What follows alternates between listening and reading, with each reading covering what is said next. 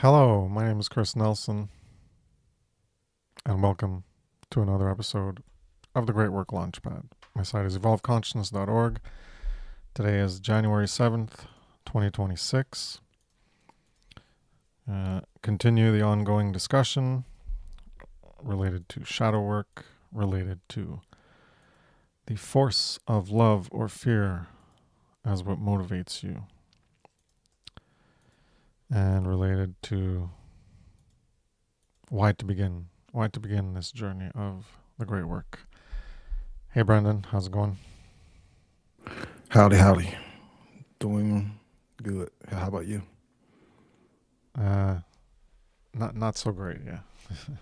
It was a shitty day. Yesterday was my birthday, and it was just not not a great birthday. Shit happened, and yeah, my got like a problem with my teeth. It's gonna cost me $2,000, like a crown, and my washing machine pooped out, so then it flooded everywhere. It overflowed, so then I had to stay up late and do that. So I was like, yeah, that's not a overall, it's not a great birthday. But yeah. And today I'm like, took the day off to go research what washing machine to buy and test it apart. So I think I'll just order a part with tested with a multimeter, voltmeter, and it seems that's what's defective. So I'll just go with the part instead. Yeah. There you go. Yeah. Very unfortunate. Yeah. C'est la vie. But here we are with the Great Work Launchpad. And what are we doing here? Well, we're launched. We're up. We are rocketed into trying to create freedom, living in the force of love as much as we can, try to align ourselves with that, and having taken in a degree of truth. We're trying to get other people to launch themselves into that same modality of being within themselves, having taken in truth and operating within that force of love as much as they can, which is to do this great work so that we can create that third part, which is freedom, in that trinity of truth, love, freedom, as designed by Mark Passio, that seal of the one great work. So that's why we're here. That's what we're about. And where's my little thing here? Get to some little plugs. How to become true media. Did that start yet? Monday, June 8th, January 5th. It was Monday. Okay, it started this week. And yeah. So, too late to join up. There'll be another one, I guess, next year. If you're looking to have some skills and don't know how to get started, where to go to get started. So you can take that. Check it out at howtobecomthetruemedia.com. And we got people from the Great Work, One Great Work Network that Mark Passio started up, have this ongoing Freedom Under Natural Law Conference, Funnel Conference. And this is the 5th one, taking place in February 21st and 22nd. So check out freedomundernaturalllaw.com for more information about that. All right. The image I had AI generate was about silence, and that's where we left off with last week. We were talking about, so we have been talking about reasons, the truth-based understandings of why you should begin doing this great work, the great work of combating evil.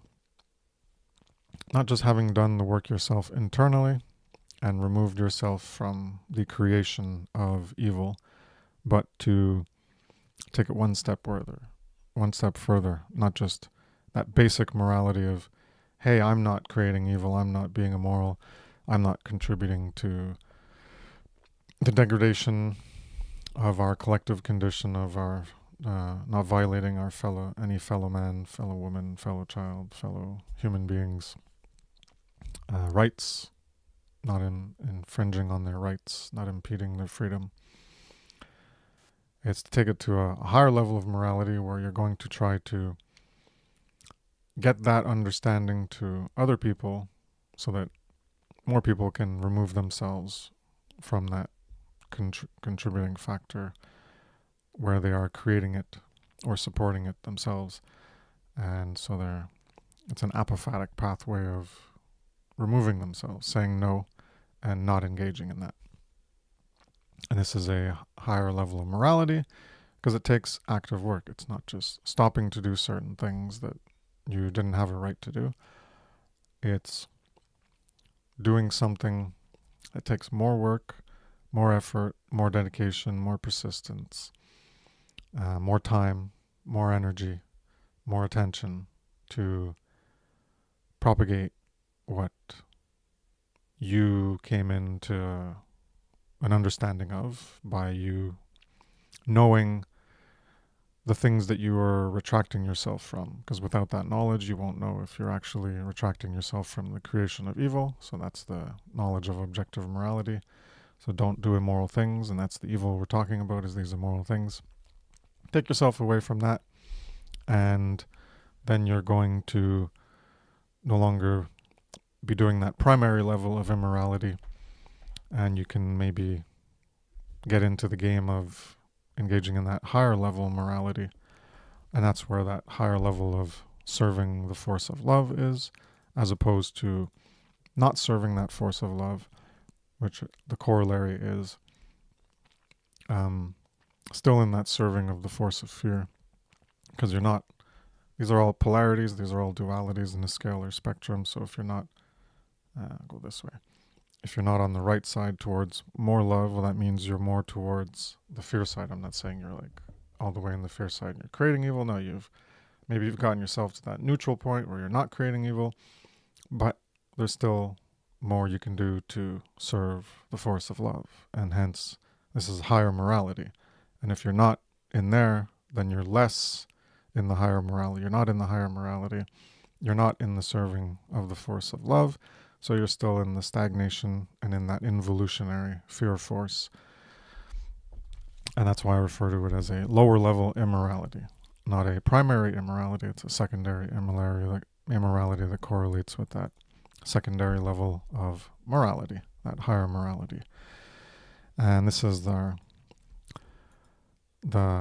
common purpose that we have is to engage in this, because we all have freedom is our birthright and it's being denied to us.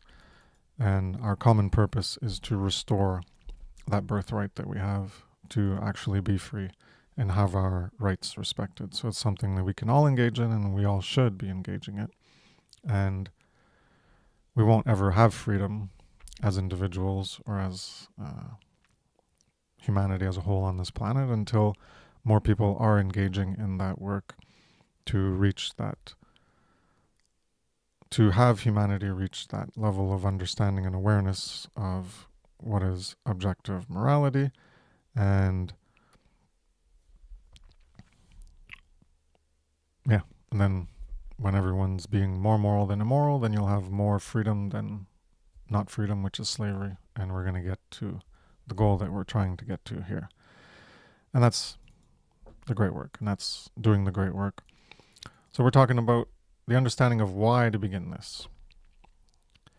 We talked about, obviously, the past, 18, 17, is this whole aspect of understanding serving the force of love as opposed to serving the force of fear, is what's motivating you in your behavior. And that's like the overall reason of why to begin. And within that, you have the great work as a requirement for true freedom, as we've been explaining. And our world needs more voices speaking the truth. And if you engage in this public work, well, you will help awaken others, and in doing so contribute to the effort of ending human slavery on Earth. And that your effort will inspire others to become involved, as those who came before us inspired us. So Mark Passio engaged in the work and put information out, and he inspired us. So your work can inspire, has the potential to inspire others to speak out, who in turn may awaken others to speak out, and they can awaken others to speak out, and it snowballs from there and it builds up. And a third reason, or a third understanding, a truth understanding of why to begin, is if you consider yourself a moral person, it's not even a choice, because to stay silent during tyrannical times or times of immorality being the condition, the collective condition that we live in, is to be complicit with evil.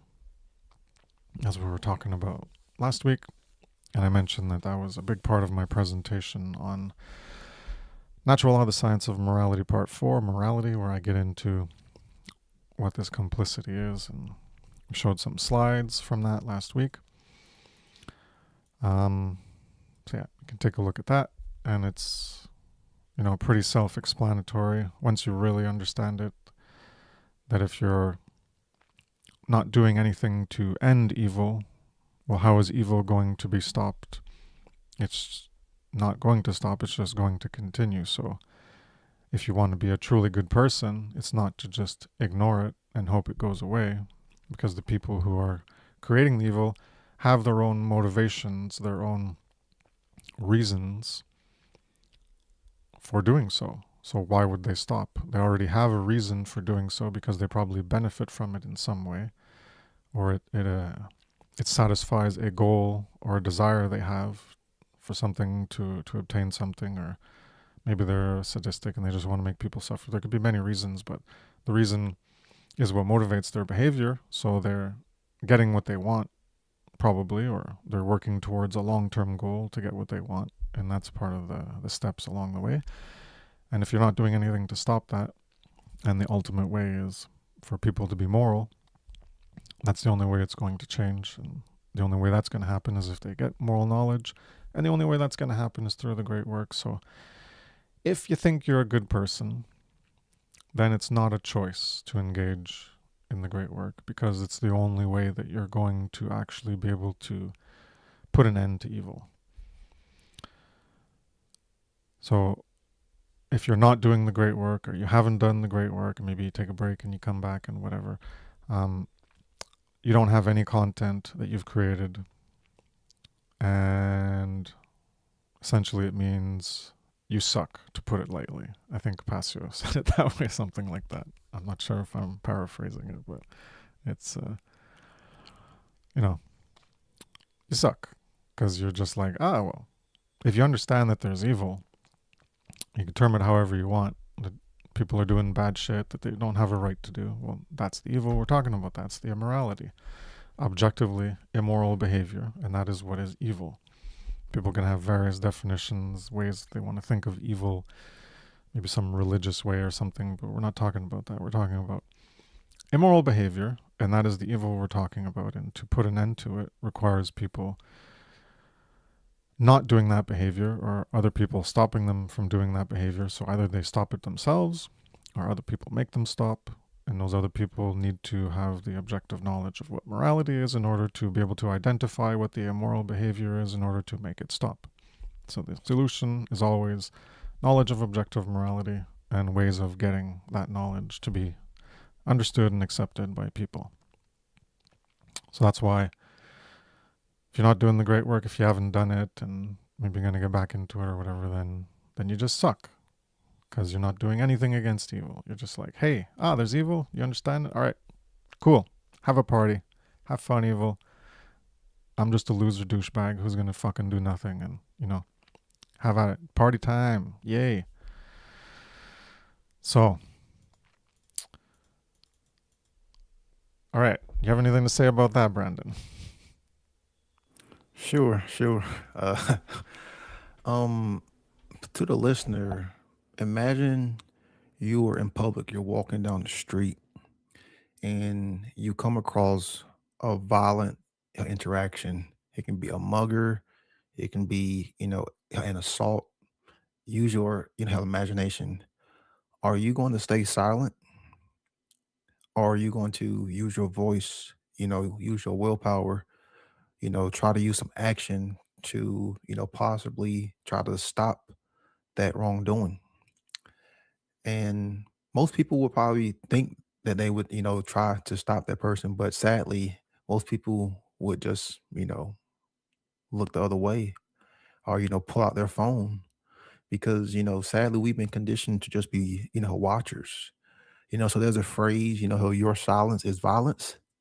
Well, because not enough people are using their voice, that is contributing toward more government violence, more toward um more entropy, more stagnation in consciousness. So until you recognize that internal power and that voice is uplifted, then hell, like Chris said, you just fucking suck, man. Like that's just the sad reality of it. Too many people think that they are a good person when they can't even define what good is. But even if you can define what good is, if you are not holding yourself up to that standard and actually doing things in reality that are contributing toward that good, then how can you, by definition, be a morally good person? Do morally good people sit and do nothing in times of crises, in times of moral atrocities, in times of worldwide slavery, in times of mind control? I mean, just really sit there and think about that. Do good people sit by and do nothing? Or do good people take some level of responsibility to say, hey, I'm going to be the individual who's going to say no. I'm going to be the individual, who's going to stand up. I'm going to be the individual who is going to speak out. Hell, again, responsibility. Don't just think that other people are going to, be there to help respond. You, the individual, the listener, have to be willing to get active, to get engaged on the battlefield. Too many watchers, too many cheerleaders, too many spectators. Hell, again, you have to break that conditioning. You know, this is something that I learned being an umpire is how people are just trained to just watch, watch, watch. Then they want to critique. We have all these commentators.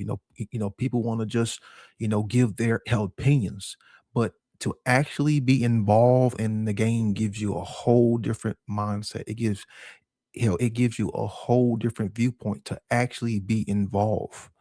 And sadly, there's just not enough people who have that courage. And that's what we are trying to do.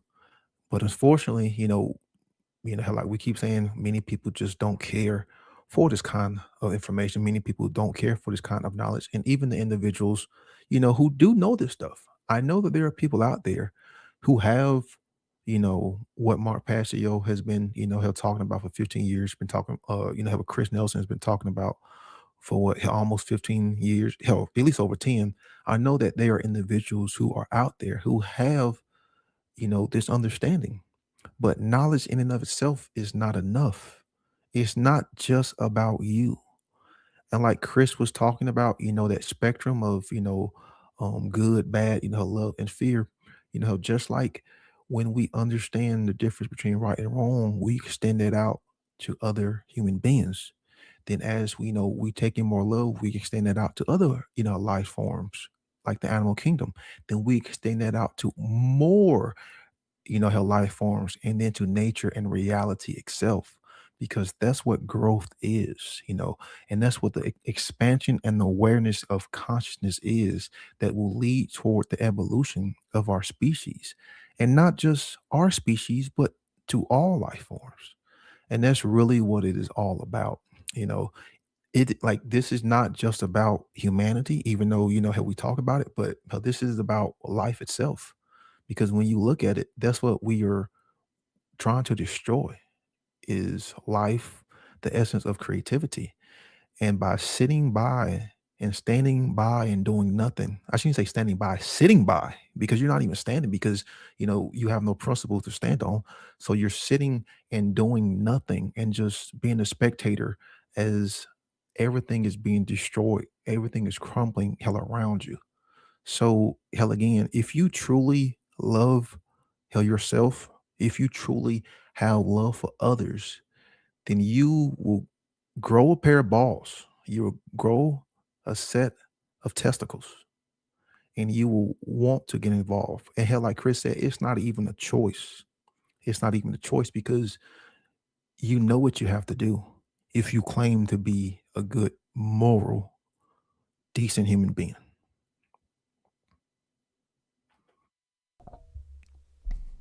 Yep. I liked, at the beginning you mentioned responsibility, and that's what it really comes down to. We'll be talking about that in the next, I don't know, maybe it'll be the next podcast or next one's coming, related to that tree of evil that has, that Passio made there. Because responsibility is so important, and people don't want the responsibility. They don't want the burden of this, because it is a burden. It is bearing a weight that people just do not want to bear, because it's like you could be doing other shit, you know, and for most people that's what they want to do. They want to do other stuff, and like I understand that. Like, trust me, I understand. I didn't want to come here today. Like I said, my day yesterday and today has like not not been good. It's been poopy, and yeah. And I'm like, normally I'm like no stress, and I'm like calm, and my partner makes fun. Like Chris doesn't know what stress is because I'm like chill and pretty zen, I guess, most of the time. And today it wasn't like that. Today I can feel it, and I'm in my chest, and I'm like, oh yeah, I got stressed today. I can feel like I got stressed, and I'm like, oh man, I just wanna, well, first of all, not do this. Come out here at night and not do this, and I'm like, man, I just wanna like just fucking do nothing and take it easy and bleh. But yeah, here I am, cause well, I make a commitment to be here, and I could cancel it, but I'm like, well, I'm not gonna cancel it. It's an hour. I can do it. That's it. See, it's an hour. All I'm doing is putting an hour. I've said it before with other people here, not just Brandon. I said, this is low end work in terms of like what you can do. Because when you make a presentation, which, I've done a lot of presenting and stuff, making infographics and presenting the information, being formalized about it, and really going through like in detail and a logical progression of things. That's where the harder work is in really presenting a topic. Here it's more like I got a loose outline and stuff, and we bounce off each other so we can bounce off ideas, and it's a lot easier. But when you present things, you're on your own. You got to be structured. You got to know what you're going to say. You got to explain it well. And we are doing that here in a way, but it's more like off the cuff and informal and a lot easier to do. We're just talking about what we have come to understand. So, people can get started in this. You could come on this podcast and, contribute to the topic if you have the knowledge. And if you don't have the knowledge, as we mentioned, then you got to go get the knowledge. And that's part of the not wanting responsibility in that true view. Anyways, we'll talk about it more, but I'll just mention it here there that if you don't have the knowledge, then you have ignorance. So why aren't you going to get the knowledge? If you don't have the knowledge enough to talk, let's say on this podcast or any other podcast, or make your own, or do something, or write about it. When you write about it, you got a lot more time to think about it, so you can go source stuff. You can go listen to something or read something, and then you can write about it. Why aren't you doing that? Why don't you have the knowledge? Why can't you? Like, what we're doing is regurgitating what we've already consumed or what we've already contemplated about reality and come to an understanding of. So we're just putting it out. That's the output of the trivium, right? It's the rhetoric. We're just regurgitating it out. We've taken it in, we consumed it, and then we're puking it back out. Okay? So here's our puke in your face. Take it and consume our puke. Okay? That's a bad analogy, but there you go. We take things in, we consume, and we generate. That was in my circle of life infographic. You consume things in, and then what do you do with it?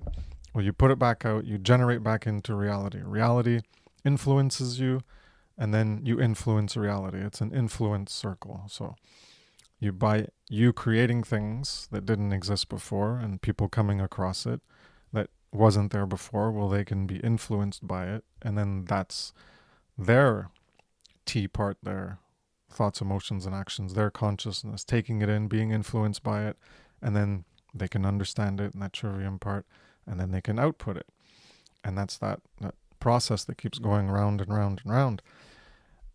And so that's how you alleviate the ignorance and how you can become someone who does output, and you can bear that responsibility. To get back to what we're talking about, lots of tangents here, but bearing that responsibility, I'll just read the card here. Are you going to leave the condition where it's at, make it worse, or try to change it?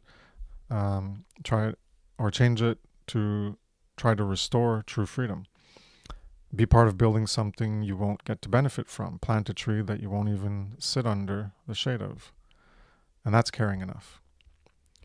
Because it takes a lot of care to bear this responsibility. Because as we've mentioned many times, that tree of freedom in the shade of good and order that it's going to produce, well, we're not going to probably live under it, us doing this in our lifetime.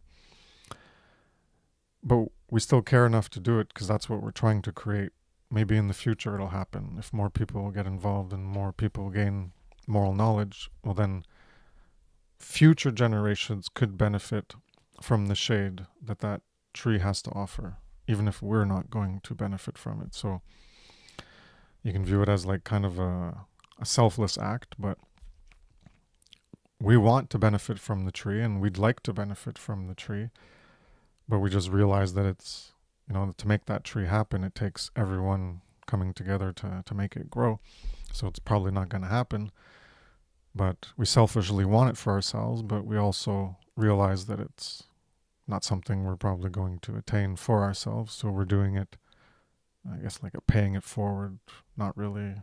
It's not like a paying it forward, but like forward generations, we're hoping that it can eventually happen to humanity because we're looking beyond ourselves and just what we can get from the immediacy of life and existence while we are in existence. We're looking at the future of humanity, taking it into that wider care, that wider scope, that wider perspective of seeing beyond just ourselves as an individual and what our little lives and what we can get from it. We're trying to look at how can humanity benefit the most? How can this, if I was born 100 years from now, wouldn't it be good if this was the reality we're in? If we were born now and this was the reality we're in, well, the only way it could have happened for us to be born into it is if people made it happen before us.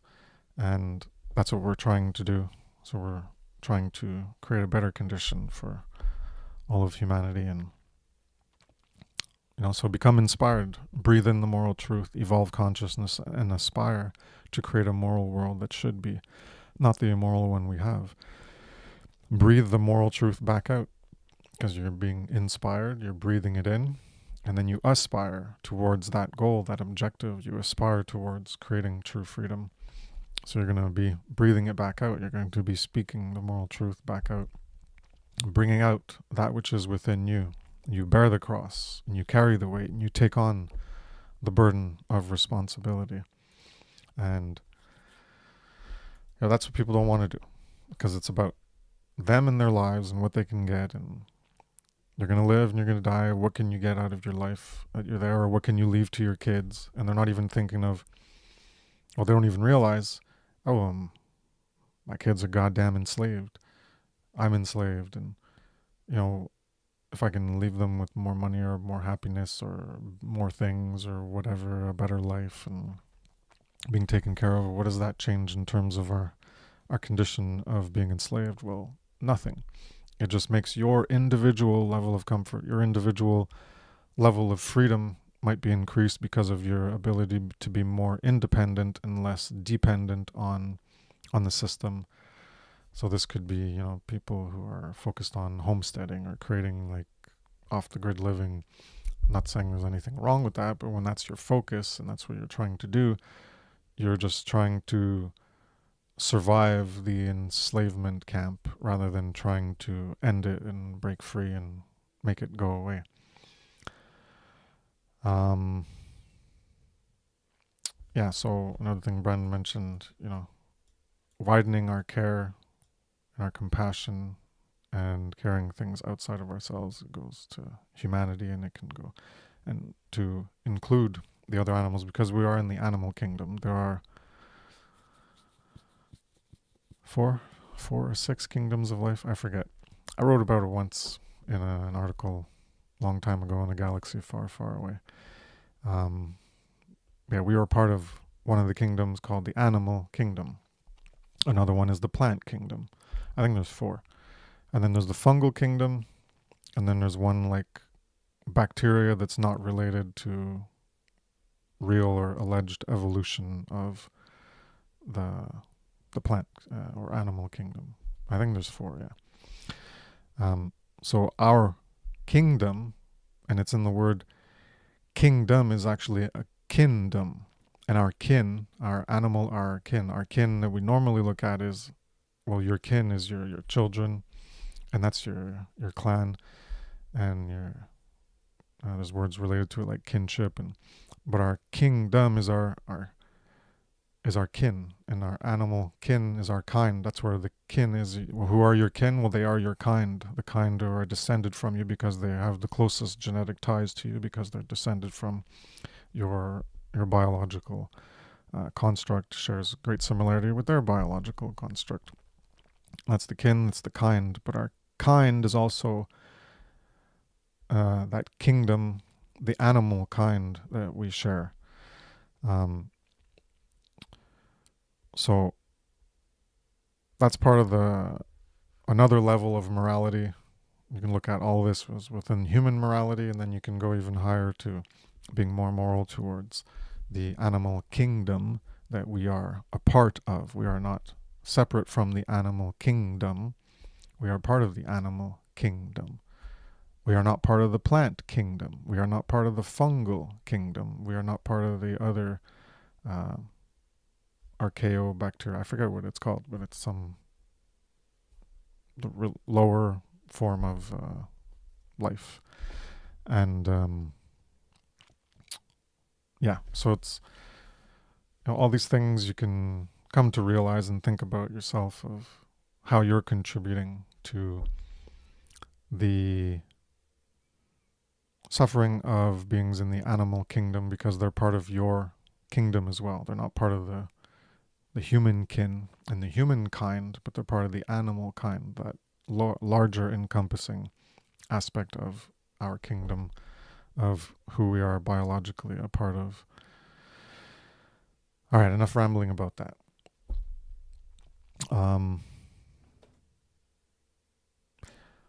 Did you want to add anything else, Brandon? And I'll move on to point number 4. Sure. That image that you brought up of, yes, that one, it reminded me of kind of like Saturnian symbology, because Saturn, and I know that's not Saturn, but it,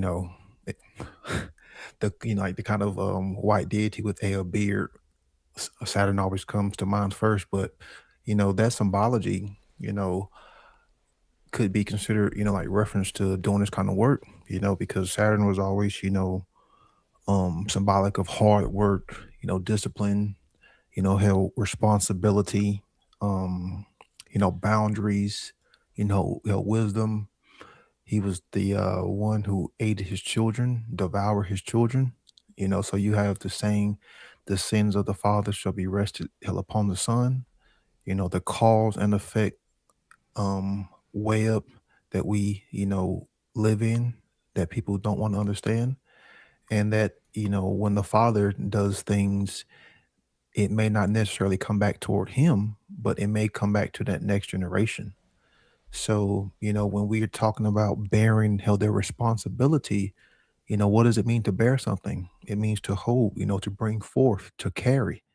So, to carry this held responsibility, so the whole Saturnian, symbolism was always associated with, you know, evil or negative. But if we're talking about, wisdom, how being, how responsible, how discipline, hard work, that's associated with growth.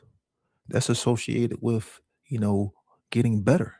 How that's associated with, higher states of consciousness. So, that's what the individual should want to do. So that's the first thing that came to mind when I saw that um symbol of Atlas. I think I got my her name correct, right? Yeah. But yeah, hell, that's what hell came to mind, the whole Saturnian, symbolism. Yeah, that was Kronos in the Greeks, and Jupiter was Zeus, Yeah. and Saturn was Kronos. And Kronos Yep. was the one in that painting by I don't know who, like, biting the head off of one of his children. The Kronos is part of the Titans, I think, in the lore, and then the Titans um, get wiped out or something, and then he gives birth to like the Olympian gods as a second round of children. I think it was. Yeah. Uh, yeah, I'm not an expert on any of this. I might be Kronos butchering it. Kronos had some kind of vision, or he was foretold that one of his sons will overthrow him. So you had this addiction to power and authority. So that's why he had devoured his kids, because he didn't want to, lose his power. Yeah, that's pretty bad. That makes me think of like kind of like Star Wars, where Vader was ready in serving the force of fear. There in the force of the dark side of the force, which was fear. Give in to the fear, give in to your hate. And he was ready to just like kill his son until the end, when he realized like, oh shit, I'm killing my boy. Damn. Yeah. Um I'm on the wrong side here. Finally clicked for him after decades of doing evil, because he was in fear and trying to get things out of that fear. Um, yeah, lots of interesting stuff in mythology and the stories that came up to try to convey certain understandings. Um, yeah, it's interesting. Since I'm a Capricorn, Saturn is like the planet of the Capricorns, and I think black is the stone color. And you mentioned the positive sides at the beginning. That's why I thought of that, because like responsibility and discipline, because that's what I am. I'm like a disciplined Yeah. guy, and I'm taking this responsibility on higher than I take it on more than others in some degrees. And who knows about astrology and whether that's completely accurate, or if it's just has some degrees of commonality. But yeah, it's interesting. Um, yeah, so the third point is, if you consider yourself a good person, well, the fourth point is also related to that, is that it's the moral thing to do. And so if you want to be as moral as you can be, then doing the great work is a requirement to be as moral as you can be, which is what I explained at the beginning of this episode. That's that higher morality, abbreviated as M2, as I refer to it. M1 is the primary, the basic level of morality, where you're just not engaging in any thefts yourself. If you want to take it higher, then it's doing this great work of trying to end evil. As I've explained before, this is the goal of the great work, the one great work, the external great work, is that, to end evil, to end immorality, to end our enslavement. You got to be a contributor to that, because if you're not a contributor to it, then you're just being like, okay, I know it all. I'm good where I am. I'm not contributing to it, so I've done my part. And then you're like, all right, I washed my hands of it, and there you go, off to live my life, doing what I want, going off grid or whatever the hell you're doing. And well, people doing evil is still doing evil. How are they gonna stop? They're just going to magically, I've seen the light of my errors of my ways, and now I'm just going to stop doing it. And the other guy beside me and the other millions, well, they're also going to stop. And it was just this magical awakening, and it's just going to stop all on its own, and no one has to do anything. No one has to awaken to anything related based on any knowledge coming into them to make them realize things, because that's what the light bulb in a eureka moment of an understanding is like. Boom. Oh, I get it now. And that doesn't take any knowledge. That's not why it's a light bulb, because the sun and light is symbolized as knowledge and truth. No, that symbolism of the light bulb has nothing to do with that. And so you don't need a light bulb moment. It's just magically going to be infused in everybody. And then everyone's just going to become aware. And it's all just magically going to go away. So there you go. You don't need to do anything. Nothing at all. Because even if you do talk, well, nothing's going to happen anyways. It's not going to change. So you're just wasting your effort because it's not going to change. And so it's just hopeless. And just be black-pilled. Don't do a goddamn thing about it. And just live in your self-defeated, self-hatred, self-loathing state of, I'm cool with my enslavement now. Yeah, because I can't end it. We realize we can't end it, but we're still trying to end it. We're not going to end it on our own, but the more people who get involved and the more content that is created that can be seen by other people to then consume it and then process it to gain that understanding, and then they can have a eureka moment, and then with time they can work on themselves to create the content to then influence more people. That's what is required. And if that's not done, then it's not going to change. So people need to make an effort and not an excuse. They need to add their voice to the choir, be part of the change, this one change, this one great work. And that's what universe is. The uni one, and the verse is versaro, versare, is a change, but it's also a verse, as in a verse in a song. So we're in this one change, this one song. So add your voice to the choir. Add your voice to this large song that we're trying to create of making the universe more reflective of the positive polarity of this, what we're talking about: good, morality, truth, love, freedom, true order, as opposed to the opposite, which is evil, immorality, falsity.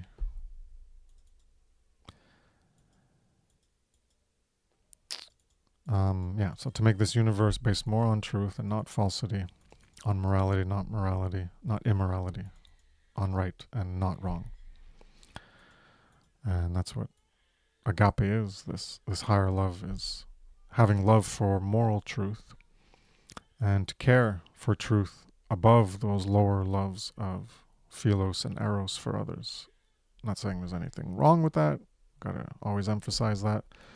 But it's to reach another level where it's not just about this individual and caring about them as an individual because you've come into contact and have shared experiences and can relate to them in some way because you know them individually. And it's not the romantic eros aspect of a romantic partner.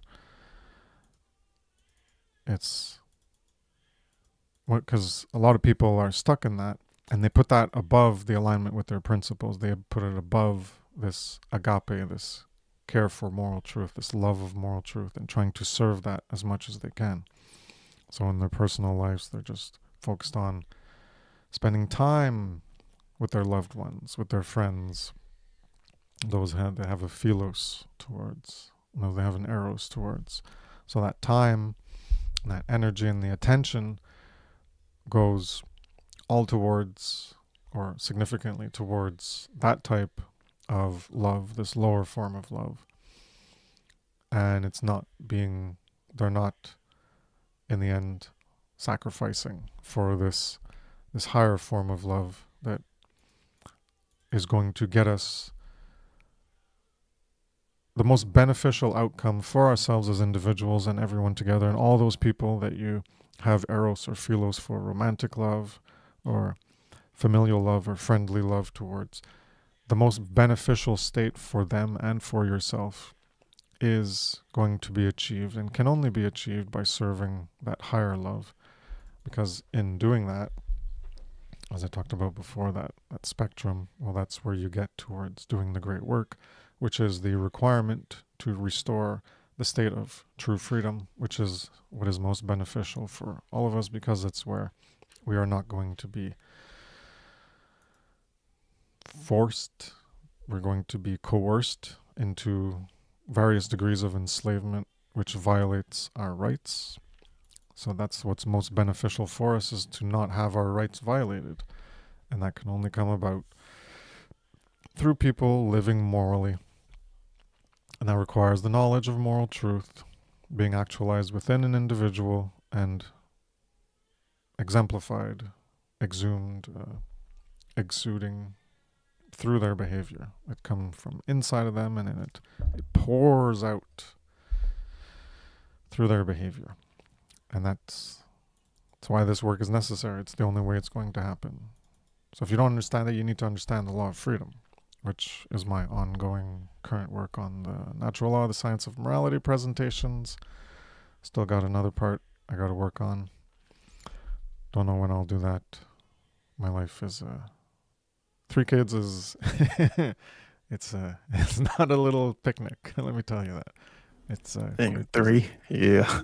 yeah. they're all young. It's not like 2 and then later on they're like in their over 10 and then you have a new one and they're in their teens or whatever. Yeah, they're all pretty young. 5, 2 and newborn. So yeah. Yeah, so your hands are full. Yeah, it's my my like my chillness is evaporating from me. I can see the stress creeping in more and more, and it's like, yeah, all right, yeah, a different way of life.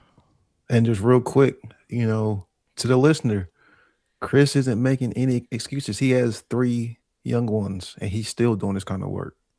So what's your excuse? Yeah, You know,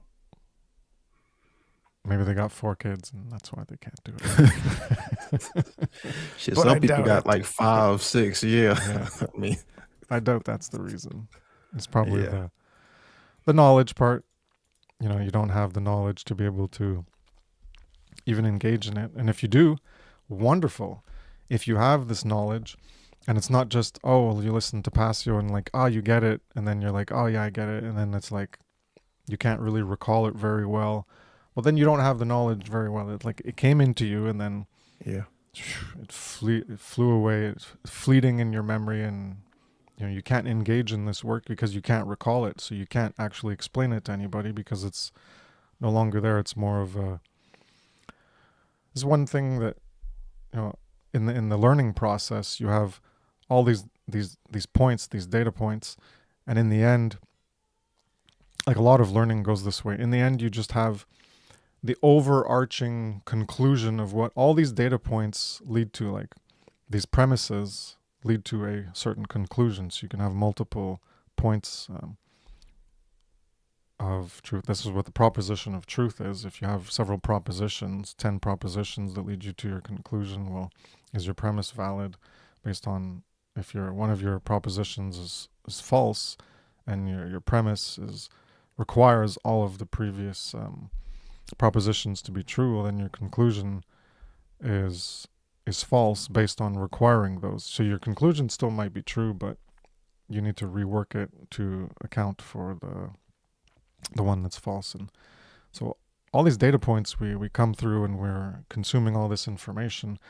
In the end, what most people have is just like this overarching, well, all these things together mean this, and all these things together mean that, and all these things together mean this. So you're keeping the conclusions of what you've consumed and what you've come to understand, and you're just like, that's what you're generally remembering more than all the specific points, because all the specific points, that's a lot of information.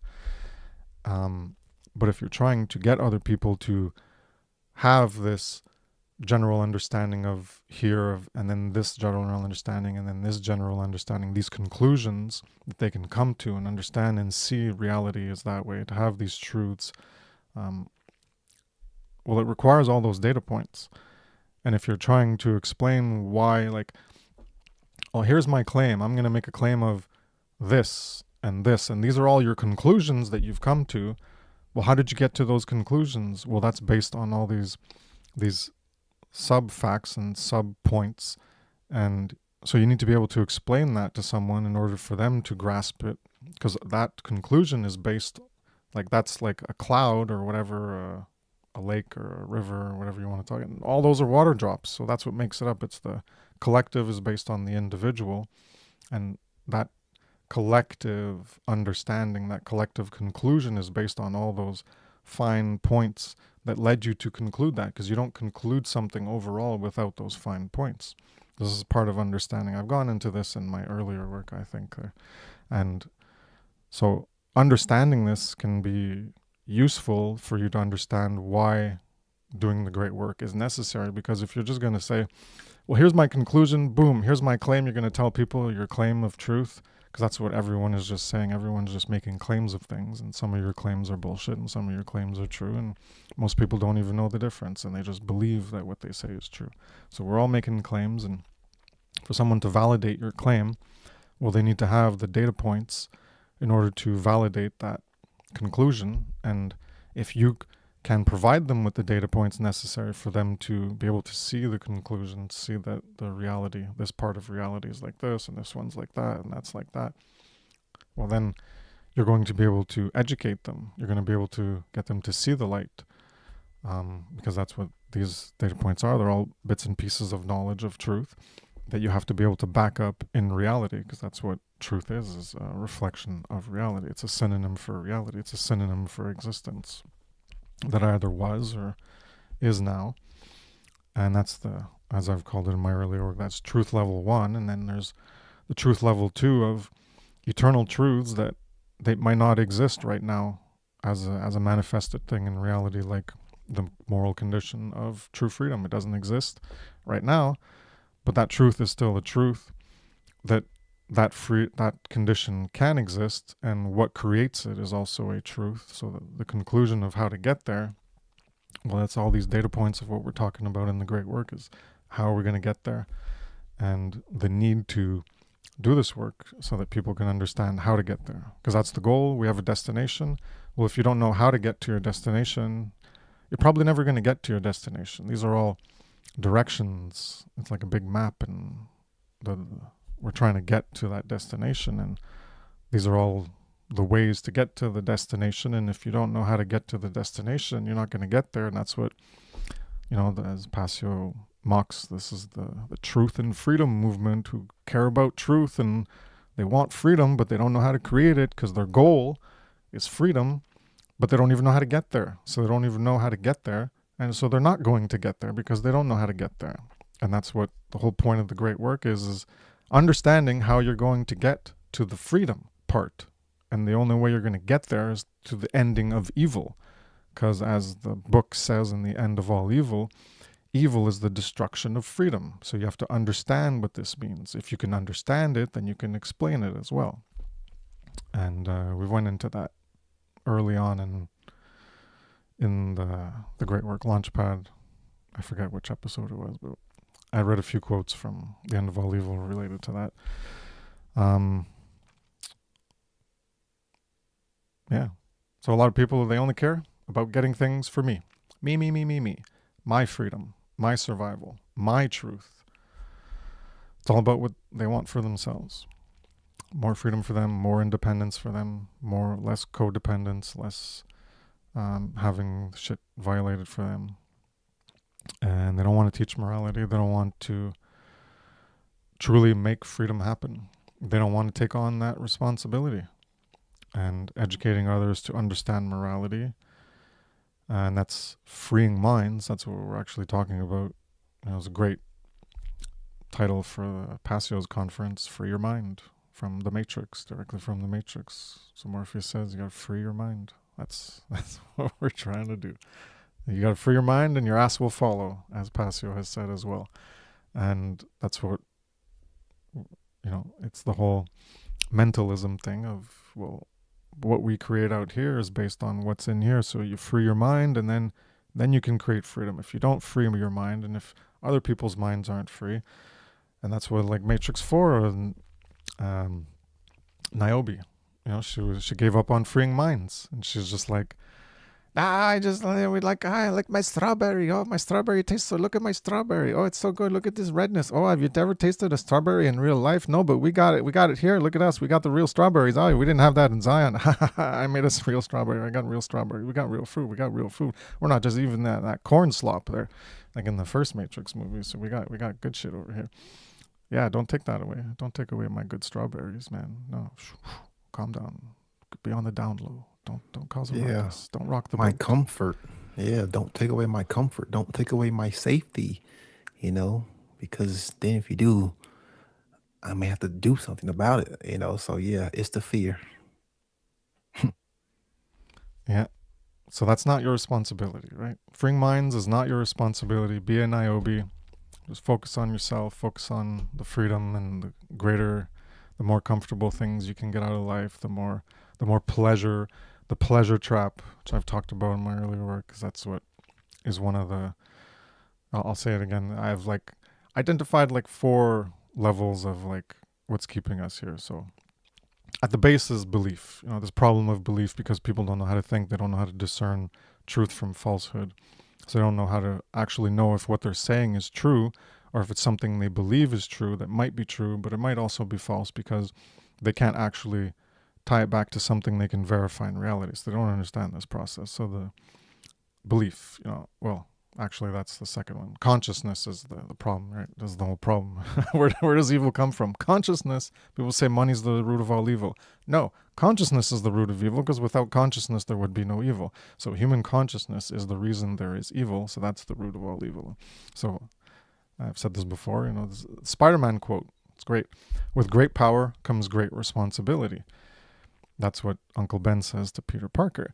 It's because if you understand this, it's with your power to create and the actions you can create great good or great evil. And right now in humanity, we have a lot of both. And so we have a lot of evil being created. And that's because of our higher level of consciousness that we have as higher consciousness beings in that stratification of the animal kingdom. We're at the top as the most powerful of what we can do with our actions based on the level of our consciousness in our minds, of what we can create outwards. And that's the power we have, the power of our consciousness. And with that comes responsibility, and we can create great evil or great good. And the animals, they're in the middle, they're amoral. They don't have an understanding of morality. They don't have the capacity for it, but we are moral. We have capacity for understanding morality. And right now, we should be making the choice to create more good instead of more evil. And that's the burden we have. And with that great power comes great responsibility. And we need to be living in that goal of taking on that responsibility and that power that we have, because we're so incredibly powerful, and the limitations that we're imposing on ourselves and where we are currently as humanity, and think of where we could be if we just had people who respected each other, didn't violate each other's rights, and the near infinite possibilities of what we could create, get to a type 1 and type 2 civilization, and just how it's endless wars over the past 50 years.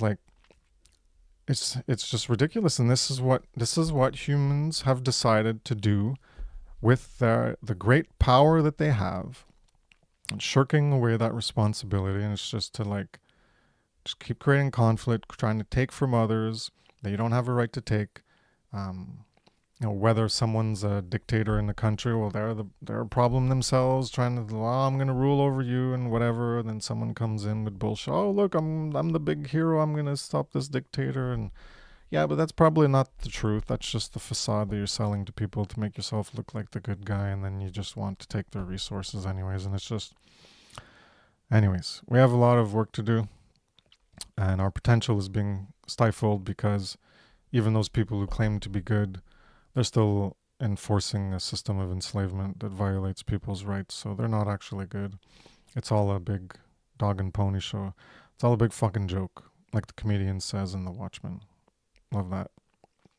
A guy, he's like, it's all a big fucking joke, and that's what it is. It's all a big joke. It's all a big lie. It's all for the noble lie, the selling you on the greater good, and that's why a lot of people accept government, because without government, there'd be gangs and warlords and thugs, and they'd be beating us up all the time and taking everything from us. Ah, yeah, that's not what you have in some degree right now. All right, what you got, Brendan? Back to you. There may be a wag the dog scenario event taking place. um, these hands, man, these hands, like Chris said, man, we have the capacity to do so much better. When you actually sit and think about of what we could actually do and the greatness and the good, there is no limit. There is infinite potential. Literally, infinite potential. It's so infinite that trying to get people to even try to conceptualize it is hard for them because that level of creativity has been stunted, has been retarded, has been slowed down. So that's why people can't envision that. So if you can't envision it first, then how can you go about creating it in the real world and taking the steps to actually create what you held envision? So that idea has to come first. Like, you have to be able to visualize it in your mind and see, how what is it that we can actually create and all of the possibilities. It would be so much that most people would probably faint, the amount of choices, the amount of opportunities that we could actually create. But unfortunately, you know, we, we like limitation, how we like constrictions, we don't like choice, how we just want to be told, what to do. And I think it was what Funnel 2 when I did the presentation, The Mystery of the Heart, Mind, and Hands. These hands have power, man. And that right there, in and of itself, what are you doing with your hands? You can have all the knowledge, you can have a little bit of care, but if your hands are inactive, then you are still contributing toward the suffering of others. You know, we can build things in reality with these hands that represent power. Hello, there's a reason why consequence is more detrimental for us because we have this, and we have these. So with all of those combined, there is a level of responsibility. How, like Chris said, how with a quote, with great power comes great responsibility. Well, this is power, and the hands mean power because you can pick up objects and build things just like you can pick up that same object and throw it at someone and use violence. So again, what are you doing with that level of held responsibility? What are you doing in the form of action or inaction? Again, these hands, you can put hands on people in a nurturing, caring way and offer your hand in the means of gratitude, like as a means of, helping, helping, or you can also put your hands on people in a negative, violent way. It all comes down to choice. It all comes down to care, and it all comes down to responsibility. And sadly, not enough people are wanting to do the right thing. And that's what makes us human, you know? Yeah. This is from a presentation I did in 2016 called the Higher Consciousness Apotheosis. So I'm not talking about becoming God. I'm talking about becoming a little God there, as in terms of we're the gods of creating the human world that we have created. And so this is the more moral potential, and how, um, other animals are at a lower level of creative potential. They are at the same organical level as us, as I term it here, psychological things, right? That's where the psychology comes into being, is when animals, because all you have to do is look at what people term pets. They have personalities. Even into chickens, they have different personalities. Animals have different personalities. If you have a different personality, if you have a personality, you are a person. So these are all different persons. They're not a human person, but they're different persons. And this is one way I viewed, evolution of things, is just pure existence. Rocks, anything in matter, and then biological. Oh yeah, there are 6 kingdoms of life. Okay, not 4, 6. And then from there, well, the higher one of all those kingdoms of life is the animal kingdom, and we're at the top of the animal kingdom in our potential for what we can create. And at the base level is here at the non-human level. Well, that's the lower order consciousness, and then you have higher order consciousness of what we are, and we have more potential for self-determination. What we can do and what we can create, the world we can create. And then you can get into a higher consciousness power. I termed it transcendental consciousness in this thing, where we can create things. We can affect and alter, modify, change, create the human world to be as gods, creators, generators, manifestors of good or of evil. And so this higher self-determination is the power to change the world and the self. You can change yourself and you can change the world. That's how powerful we are. Look at the world that we've created. Super powerful to be able to do that. None of the animals have ever been able to do that, and they couldn't do that. They don't have the hands. They don't have this dexterity to create all these fine little things and manipulate all that pre-exists in the lower orders here, and they can't manipulate it to create different things that didn't exist before. So we can become, we can engage in reflection and self-analysis. But even higher than that, higher consciousness power that we already have, is that moral potential. And that's where real living is, to become an actualized being. And that takes effort to evolve to that higher level. And that's that second level, transcendental. So I termed it transcendental because we're transcendental related to the other animals and the power that we have.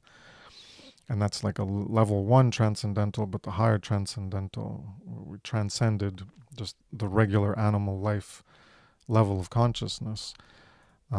That's where you're really creating that life of, we talked about last episode, the afterlife, the heaven, the paradise, that new life, to be reborn, etc. All that symbolism. Well, that's what we're trying to create here. And that's, I have here ma'a, related to ma'at, to be authentic and real and true.